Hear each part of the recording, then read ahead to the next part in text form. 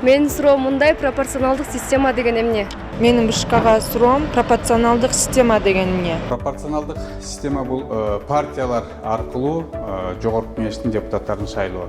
Бул жерде бюллетенде партиялардын тизмеси болот. Ошо шайлоого катышабыз деп сунуш берген партиялардын.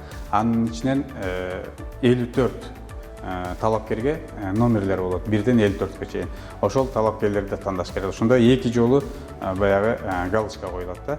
Партияга ошондой эле конкреттүү талапкерге. Бул жерде талапкерлерди ушул партияларды сунуштаганга мүмкүнчүлүгү болот. Бул бир жалпы Кыргызстан боюнча бир округ болот. Ошол округда шайлоолор өтөт.